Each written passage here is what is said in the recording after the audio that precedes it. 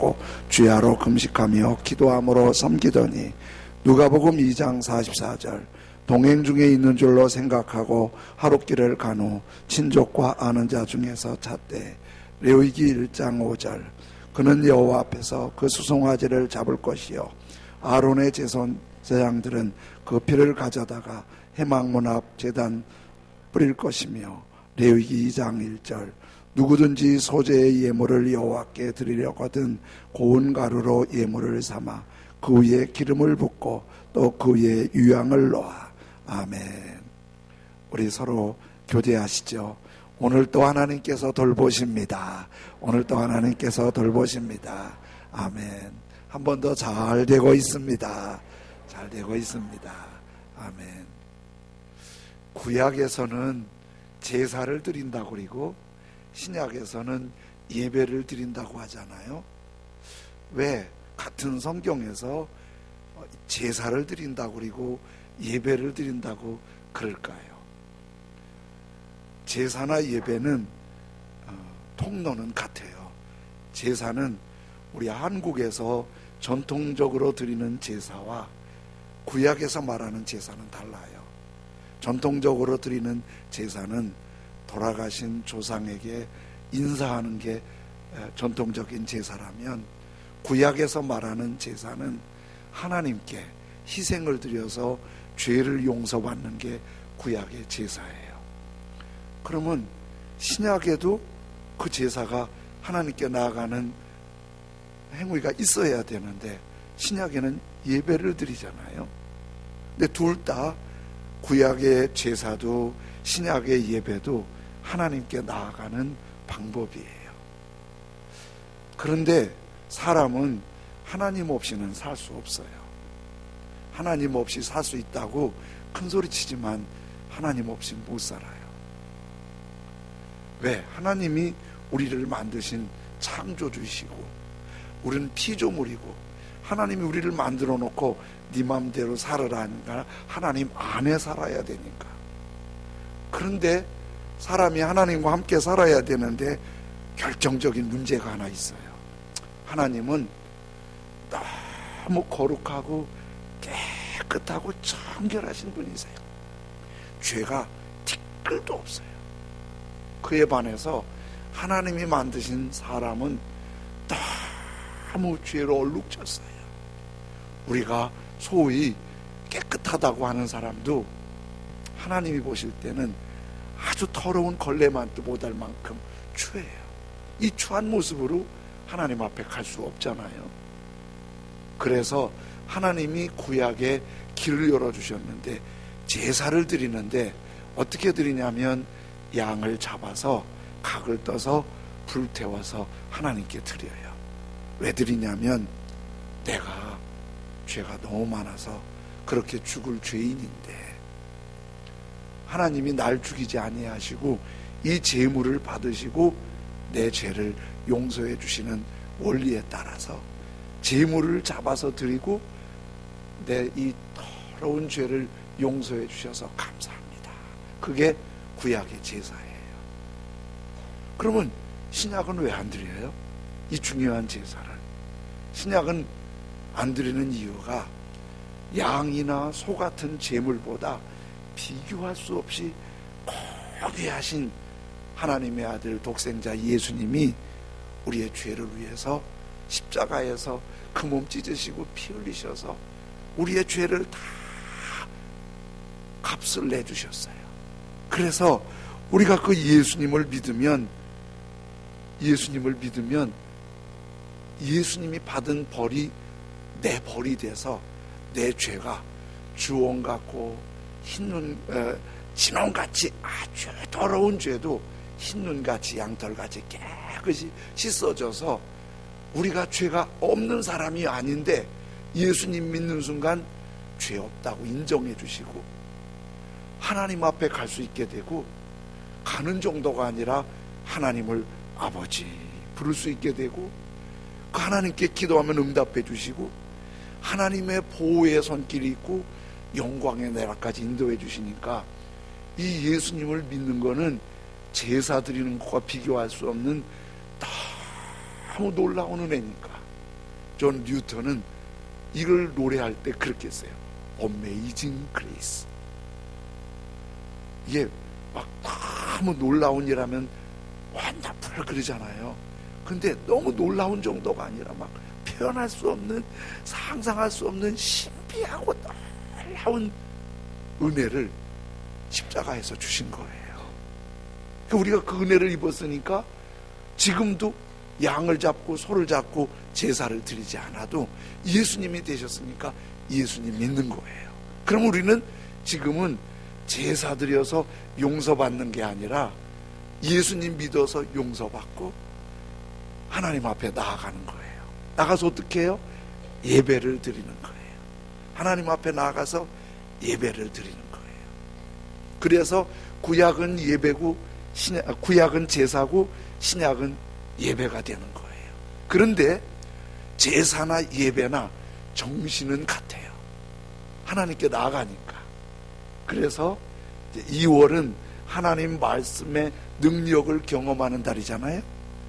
그런데 예배 가운데 임하는 말씀의 능력을 경험하기를 원하는데, 그래서 레위기의 구약의 제사법을 보면서 신약에 우리는 어떤 자세로 예배를 드려야 할까? 왜냐하면 신약의 뿌리가 구약이고 구약에서 신약이 생기고 그 신약의 전통적인 메시지가 우리에게 예배가 되니까 구약의 정신으로 신약을 해석해서 하나님 앞에 기뻐하시는 예배 생활이 되는 거예요. 근데 레위기가 조금 이해하기 어려운 말씀이고 접촉하기 어려운 말씀이지요. 그래도 하나님께 나아가는 거기 때문에 굉장히 중요한 게 레위기예요. 지난주에는 번제를 말씀드렸지요. 번제. 그런데 오늘은 소제를 말씀드려요. 번제와 소제는 하나님께 드리는 제사인데 서로 달라요. 어떻게 다르냐면 번제는 짐승을 잡아서 제물로 드려요. 근데 소제는 곡물로 제사를 드려요. 곡식으로 밀이나 보리나. 그리고 번제는 짐승을 잡으니까 피가 흐르지요. 근데 소제는 곡식으로 드리니까 피가 없어요. 피는 뭘 말하냐면 죽음을 말하거든요. 내가 죽을 만큼 큰 죄인인데 이 양을 잡습니다. 소를 잡습니다. 그래 나를 용서해 주세요. 근데 지금은 예수님이 십자가에서 죽으셔서 예수님 믿으면 예수님의 흘린 피로 용서를 받잖아요. 그러면 이제 구약의 소제가 오늘 또 드리는데, 소제는 구약에 드린 그 죄 용서 받은 것에서, 번제는 죄 용서 받기 위해서 드리면 소제는 용서 받은 것에 대해서 감사하며 드리는 거예요. 그래서 구약에 제사 드릴 때 번제를 드리고 나면 반드시 소제를 같이 드려요. 번제를 드리면 소제를 늘 따라와요. 소제가. 출애굽기 29장 39절 40절 같이 읽어볼까요? 시작. 한 어린 양은 아침에 드리고 한 어린 양은 저녁 때에 드릴지며 한 어린 양의 고운 밀가루 10분의 1 에바와 찌은 기름 4분의 1 흰을 더하고 또 전제로 포도주 4분의 1 흰을 더할지며. 좀 어렵지요, 말 자체가. 한 어린 양을 아침에 드리고 한 어린 양을 저녁에 드리는 건 번제예요. 아침 저녁으로 번제를 드려라. 그러면서 한 어린 양에 뭘 드려라? 고운 밀가루 10분의 1 에바는요, 한 에바는 22리터쯤 돼요. 우리로 하면 그냥 그 정도는 아닌데 한 말 그러면 좋아요. 그러면 10분의 1 에바는 얼마예요? 한 대박이지요. 그렇죠? 10대박이 한 마리니까 그렇게 이해하면 좋아요. 근데 곡물을, 고운 가루를 한 대박을, 번제를 드리고 나서 고운 가루 한 대박을 드려라. 전제는 뭐냐면 포도주예요. 포도주를 또 드려요. 그래서 번제를 드리고 나서 곡물 드리고 포도주를 드려요. 이렇게 먼저 어린 양을 드리고 그 다음에 소제를 드리는 거예요. 이것이 민수기 15장 3절 4절에도 같이 말하는데요. 같이 읽어보실까요? 시작. 여호와께 화제나 번제나 소원을 갚는 제사나 낙헌제나 정한 소나 양을 향기롭게 소나 양을 여호와께 향기롭게 드릴 때에 그러한 헌물을 드리는 자는 뭐를? 네, 고운 가루로 소제를 드리는 거예요. 그래서 반드시 번제가 먼저고 소제가 따라오는 거예요. 순서가 바뀌면 안 돼요. 소제를 먼저 드리고 번제 드리면 안 되고, 번제를 먼저 드리고 소제를 나중에 드리는 거예요. 창세기 4장에 보면 아담의 두 아들 가인과 아벨이 하나님께 제사를 드리잖아요. 근데 가인의 제사는 받지 아니하시고 아벨의 제사는 받았어요. 가인은 곡물로 소제를 드렸어요. 아벨은 양으로 번제를 드렸어요. 그런데 왜 가인이 드린 소제는 받지 않으셨냐? 여러 가지 의미가 있는데 그 중에 하나가 번제 없는 소제는 하나님이 받지 않으세요. 이것이 오늘 우리들에게 이렇게 이해가 되는 거예요. 예수님 믿고 구원받고 하나님의 자녀가 되었어요. 하나님의 자녀가 돼서 너무 큰 은혜 받고 기쁘고 좋아요. 그래서 이렇게 예배 드리러 오시고 헌신도 하고, 아까 내려가 보니까 식당에서 봉사도 하고 1층에는 교회 학교도 하고 막 열심히 봉사하잖아요. 이게 예수님 믿고 구원받은 성도가 하는 건 하나님이 다 받으세요. 그런데 예수님 안 믿는 사람도 봉사도 하고 또 이렇게 배려도 하고 대접도 하고 섬길 수 있어요. 우리끼리는 하지만은 그건 하나님이 받지 않으시는 거예요. 왜? 하나님과 줄이 연결되지 않았으니까 하나님이 받으실 수 없는 거예요. 하나님과 줄이 연결돼야 받으시는 거지요. 그래서 우리가 하나님 앞에 소제는 구원받은 성도들이 예배 생활, 성김 생활, 전도 생활, 헌신의 생활이 소제 예배 생활이라고 생각하면 성경의 바른 의미예요. 그러면 우리 예배 생활, 우리 신앙 생활이 어떻게 생활하면은 하나님이 잘 받으시는 향기로운 제물이 될까? 소제의 의미에서 찾을 수 있는 거예요. 소제를 드릴 때 먼저 레위기 2장 14절엔 이렇게 말씀하세요. 2장 14절 똑같이 읽겠습니다. 시작. 너는 천 이삭의 소제를 여호와께 드리거든 천 이삭을 볶아 찌은 것으로 네 소원을 삼. 예, 소제를 드릴 때 항상 첫 것을 드리라는 거예요. 첫 것은 뭘 말해요? 마음이 그쪽에 제일로 가 있는 거예요. 첫 것은 뭐래요? 내가 제일 소중한 걸 드리는 거예요. 온 마음 다해 드리는 거예요. 저 자랄 때 우리 어머님이 예전에는 떡집이 없고 집에서 떡을 했잖아요. 쌀을 막 쪄오면은 그거를 시루에 함켜놓고 그 위에 또 팥단지 넣고 이렇게 올려놓고 막 불을 떼서 떡이 다 돼요. 그러면 그 떡이 된 시루를 칼로 이렇게 자르잖아요. 자르면 이쁘게 나오는 데가 있고 좀 모양이 안 좋게 나오는 데가 있잖아요. 우리 어머님 이쁘게 나오는 떡을 몇 켜를 이렇게 접시에 올려서 절 보고 갖다 하나님께 드려라. 그러면 제가 그거 갖고 갔어요. 제일 좋은 거. 떡도 하셔도 우리 어머님 가장 좋은 걸 하나님께 드렸어요. 그러니까 우리 예배 생활은 항상 하나님이 제일이고 하나님이 가장 존귀하고 내 마음을 다해서 하나님 앞에 예배 드릴 때, 그러니까 기도를 해도 첫 시간 눈을 뜨면 먼저 기도 먼저 하고, 또 어느 집에 방문하면 기도 먼저 하고, 출근하면 기도 먼저 하고, 또 무슨 일을 계획하려면 기도 먼저 하고, 또 이렇게 하는 거예요. 좋은 일이 생기면 하나님께 먼저 감사하고 사랑을 나누고 하나님 앞에 이렇게 먼저 하나님을 생각하는 거, 이게 소제의 기본이에요. 우리 어르신을 섬기는 바실레 실버스쿨이 한 20여 년 전에 시작했거든요. 세든 교회에 있을 때부터 20년이 넘었네요. 근데 그때부터 했는데 처음 할 때 이렇게 비용도 좀 들지만은 그릇이 너무 없는 거예요. 그땐 교회에서 교인들한테 식사도 해드릴 때 아니니까. 그러니까 그릇이 없어서 사자니 돈도 없고 그릇도 없고, 그래서 제가 교인들한테 부탁했어요. 여러분 집에 남는 그릇 있으면 좀 가지고 오시라고. 그래서 그거로 어르신들 좀 대접하게. 그런데 그릇을 많이 가지고 오셔서 고마운데 완전 쓰레기장이 돼버렸어요. 집에서 안 쓰는 거 못 쓰는 거 다 가지고 왔어요. 내가 갖고 오라고 그랬으니까 말은 못했는데 마음이 너무 안 좋았어요. 내가 그리고 회개하고 다음부터는 쓰다 남은 거 절대 갖고 오라고 안 했어요. 하나님 앞에 쓰다 남은 거, 다 망가진 거, 쓰레기 같은 거 드리는 거 하나님 좋아하시지 않지요. 천이삭 저것을 드리는 것이 소재 예배의 삶이에요.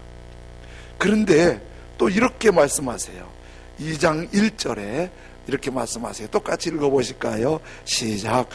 누구든지 소재의 예물을 여호와께 드리려거든 고운 가루로 예물을 삼아 그 위에 기름을 붓고 또 그 위에 유향을 놓아. 네. 이제 곡물이잖아요. 보리와 밀을 드리는데, 곡물을 드릴 때 알갱이를 드리지 말고 고운 가루. 이 밀이나 보리가 얼핏 보면 다 똑같은 것 같은데요, 크기도 다르고 모양도 다르고 다 달라요. 교회도 그렇잖아요. 얼핏 보면 다 똑같은 것 같아도 다 달라요. 다 달라요. 얼굴만 다른 게 아니라 생각하는 것도 다르고 사상도 다르고 말투도 다르고 다 달라요. 그런데 이 밀이나 보리를, 이거를 알갱이째 갖다 오면은 반죽이 안 돼요. 그래서 빵도 떡도 못 만들어요. 이걸 만들려면은 으깨야 돼요. 예전에 우리 잘할 때는 방앗간 잘 가기가 만만치 않으니까 절구해 놓고 쪘어요. 막 깼어요. 그렇게. 요즘은 방앗간에서 기계 놓으면 아주 고운 가루가 돼서 나오잖아요. 고운 가루는요 어디나 잘 붙어요. 여기부터도 붙고 여기부터 어디나 홈이 있어도 붙고 밉니다. 다 붙어요, 고운 가루. 그런데 알갱이는 안 붙어요. 여기서 튀고 저기서 튀고 요렇게 튀고 저렇게 튀고 그러는 거예요. 그러면 어떻게 예배 생활 되라고요? 튀지 말고 부드럽게. 어떻게 해요? 또 한 사건이 터지면 또 그 사람이지? 그럴 줄 알았어. 이거 안 깨져서 그래요. 안 깨져서. 부부가 너무 부딪히고 상처받고 아프잖아요. 너무 알갱이가 이러니까 깨지는 게 다치는 거예요. 이게 다 깨져버리면 저쪽에서 뭔 말해도 오케이 다 받아. 밀가루는 말이 없어. 밀가루는 말이 없어. 우리 주님 앞에 교회 공동체에서도 집안에서도 일터에서도 자꾸 튀고 부딪히고 막 갈등이 생기고 상처받고. 내가 상처가 많잖아요. 나한테 상처 주는 사람이 문제일 수도 있겠지만은 내가 가루가 안 돼서 그래. 더 갈어. 애굽에서 기가 막히게 출애굽을 했는데 가나안 땅에 들이지 않고 40년 동안 광야에서 갈았어요. 가루 만들었어요. 가루. 내가 좀 힘들잖아요. 아이고 또 가루 만드시는구나. 더 갈아야지. 그 내가 자 가루가 돼서. 그러니까 교회는 담 쌓는 사람도 없어야 되고 가정도 그래요. 그래서 담 쌓는 직장도 그래요.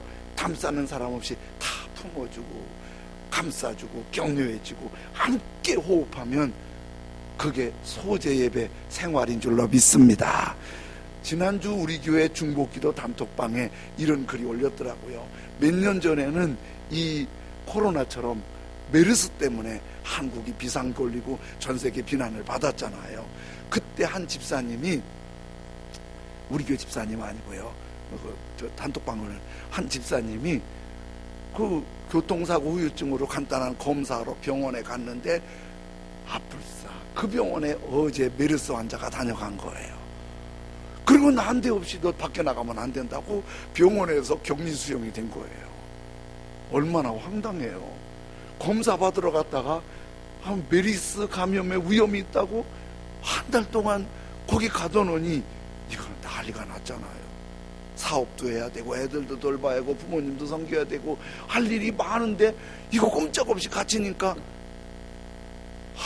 참 난리가 나니까 전화 안 하고 공급되는 거 먹고 겨우겨우 사는데 막 속에서 불끈불끈 하다가 나중엔 불안한 거예요. 아이고 이러다 또 죽는 건 아니냐 막 별 생각이 다 드는 거예요. 그러다가 문득 내가 그래도 하나님의 사람인데 그래서 거기는 아무도 없이 혼자 있는 거예요. 혼자 거기 들어가 있는 거예요. 거기가 기도실이 된 거예요. 거기서 막 기도하다 은혜 받은 거예요. 성경을 읽으니까 성경이 그전엔 건성건성 읽었는데 거기선 성경이 왜 그렇게 꿀송이처럼 맛있는지 성경 읽고 기도하고 찬송하고 누가 방해하는 사람도 없고 성경 읽고 기도하고 찬송하고 다 은혜 충만한 아주 거기 기도실에서 은혜 받고 한 달 만에 나올 때 정부에서 보상금 나온 거 너무 감사해서 감사원금 드리고 억울하지 않고 너무 좋더래요. 제가 그 글을 읽고 아주 거기서 가루가 완전히 됐네. 가루가 완전히 됐네. 여러분 우리 여러 가지 어려운 조건 여러 가지 상황 걱정되는 거 있지만 이거 걱정하지 마시고요. 가루가 되세요. 고운 가루가 돼야 하나님이 기쁘게 받으실 줄로 믿습니다. 그런데 그 고운 가루에 하나를 더 넣으라고 그래요. 두 가지를 넣으라고 그러는데요. 2장 1절 다시 넘겨보시겠어요? 똑같이 읽겠습니다. 똑같은 절이지만 누구든지 소재의 예물을 여호와께 드리려거든 고운 가루로 예물을 삼아 그 위에 기름을 붓고 또 그 위에 유향을 놓아. 유향, 고운 가루에 유향을 섞으라는 거예요. 유향이 뭐냐면요, 나무에서 따는 거예요. 유황이 아니라 유향이에요. 다음 사진 한번 올려보실래요? 저게 그 중동에서 나무에서 유향을 따는데 나무를 상처를 내면 송진처럼, 소나무 송진처럼 뚝뚝 떨어져요. 그거를 말리면 오른쪽 밑에처럼 저렇게 그게 그 유향 덩어리가 되는 거예요. 이걸 갈아서 고운 가루에 섞어서 반죽을 해서 그걸 불태워 하나님께 드리는 거예요. 그런데요, 유향은 어떤 의미를 갖고 있냐면 다음 사진 올려보시겠어요? 저 사진은 제사장님이 구약에 하나님 앞에 향을 피우는 거예요. 저 검은 휘장이 넘어가면 지성소예요. 성소 앞에 분향단이 있는데요, 저 분향단에다가 향을 이렇게 뿌려요. 그러면 향 뿌리면 그 제사장님 향 위에 그 위에 하얀 연기가 올라가잖아요. 이렇게 향을 피울 때 향의 연기가 이렇게 올라가면은 그것이 하나님이 내 기도를 들으셨다고 구약엔 생각을 한 거예요. 그렇게 믿은 거예요. 그래서 요한계시록 8장 4절 같이 읽어보겠습니다. 시작. 향연이 성도의 기도와 함께 천사의 손으로부터 하나님 앞으로 올라가는지라. 그러니까 유향을 태운 연기가 향연이잖아요. 향연이 이렇게 올라가듯이 그 향연이 올라갈 때 우리가 기도하면 천사가 우리의 기도를 받아서 어디로? 하나님께, 하나님 앞으로 올라가는 거예요. 이건 뭘 말하지요? 거기에 유향을 섞으라는 말은 소재물의 가루를 만들어서 아무리 성품이 좋고 사람들한테 관계가 좋고 다 좋아도 기도가 빠지면, 유향은 기도예요. 기도가 빠지면 하나님이 받으시는 소재 예배가 안 되는 거예요. 그래서 어떤 경우도 기도는 실수가 없어요. 기도는 계속 돼야 돼요. 아침에도 저녁에도 낮에도 기도는 계속되고 그 기도가 계속돼야 우리의 드려지는 소재 예배의 생활이 하나님이 기쁘게 받으실 줄로 믿습니다. 거기에 하나를 더 섞는데요, 그게 2장 13절인데요 여기도 같이 읽겠습니다. 시작. 내 모든 소재물에 소금을 치라. 내 하나님 언약의 소금을 이 소재물에 빼지 못할지니 내 모든 예물에 소금을 드릴지니라. 여러분, 소금이 제물의 유향과 함께 고운 가루에 꼭 들어가는 거예요. 여러분 아세요? 사람 몸에 물이 70%래요. 그런데 몸속에 있는 물을 움직이게 하고 생명력 있게 하는 게 소금기예요. 눈물도 소금, 콧물도 소금, 침도 소금, 피도 소금. 제가 한번 전도하다가 얘기 들었는데 그분이 어디를 간대요. 어디 가니까 병원 가는데 주사 맞으러 간대요. 무슨 주사 맞냐니까 소금 주사 맞으러 간대요. 그런 주사도 있어요. 그랬더니 자기 검사 결과 나트륨 성분이 너무 부족해서 주사로 보충을 좀 해줘야 된다는 거예요. 소금 없으면 살 수가 없어요. 그런데 소금은 굉장히 중요한 기능이 맛을 내는 거예요. 암 환자 요양소에 가서 밥을 한번 먹었는데요, 소금기를 많이 뺐는데 진짜 밥 못 먹겠더라고요. 음식이 소금이 들어가야 돼요. 소금이 음식을 변하지 않게 해요. 그래서 음식에 소금이 굉장히 중요해요. 여러분, 제물을 드릴 때, 생활 속에 예배 생활이 될 때 맛있고 재밌고 즐겁고 행복하고 감동의 생활이 하나님의 사람들의 소재 예배 생활인 줄로 믿습니다. 여러분, 지금 여러분을 뵈니까 어떤 미국 목사님이 한국 와서 한 얘기가 기억이 나요. 한국에서 예배 드리는 분들은 다 부부싸움하고 온 것 같다고. 무서워요. 그런데 예배 드릴 때 너무 기쁘게, 너무 행복하게, 아주 밝게, 이게 소금 넣는 의미예요.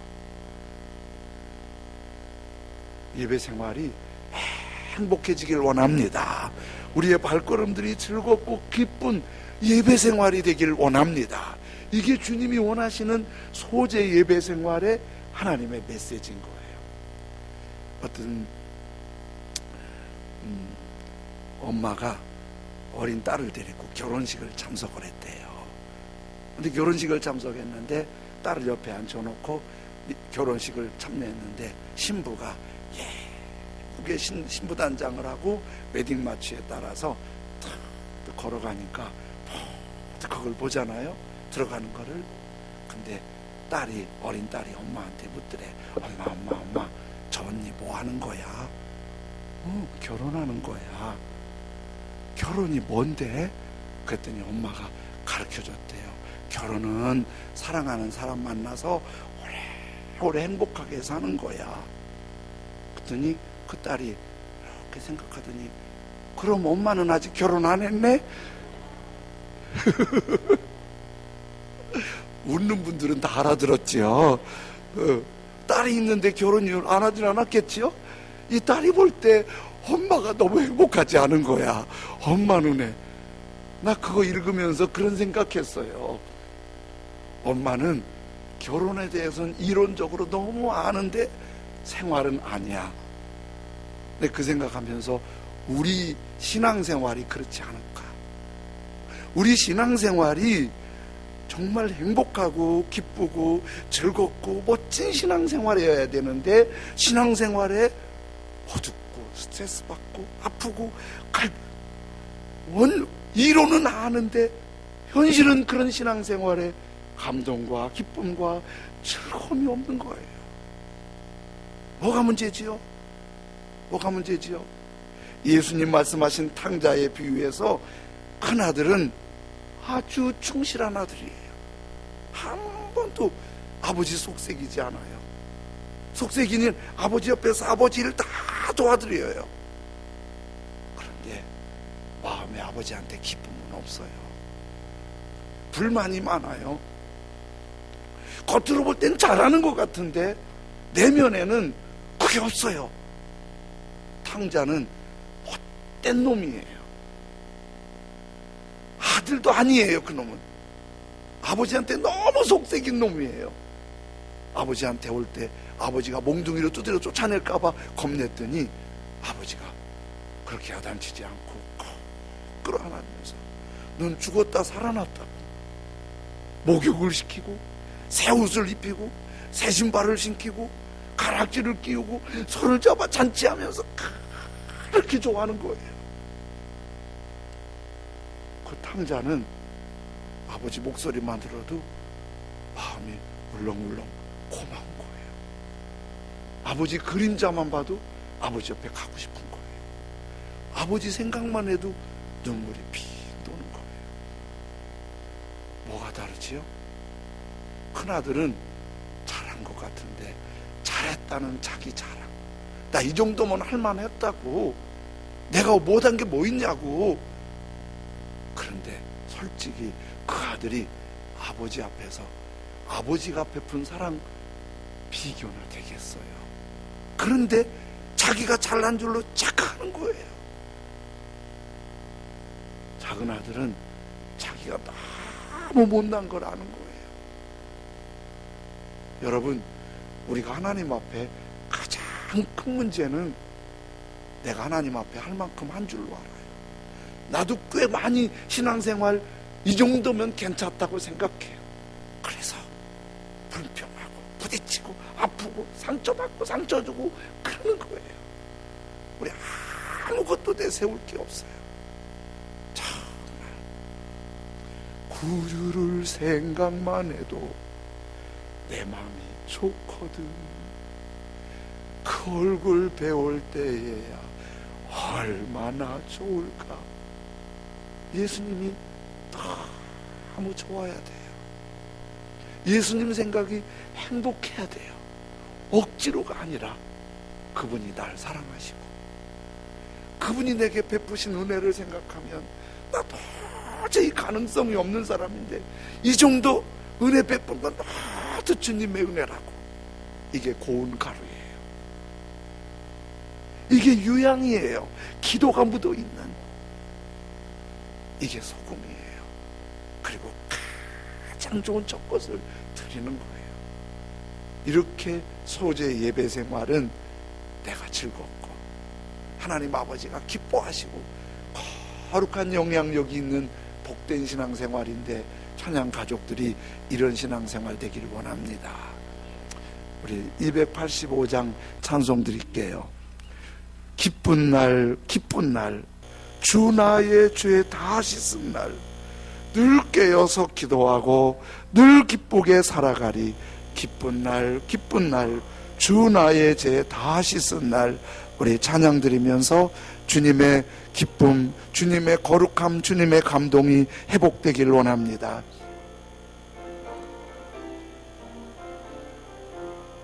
주의 말씀 받은 그날 참 기쁘고 복되도다. 이 기쁜 마음 못 이겨서 온 세상에 전하노라. 기쁜 날 기쁜 날 주 나의 죄 다 씻은 날, 늘 깨어서 기도하고 늘 기쁘게 살아가리.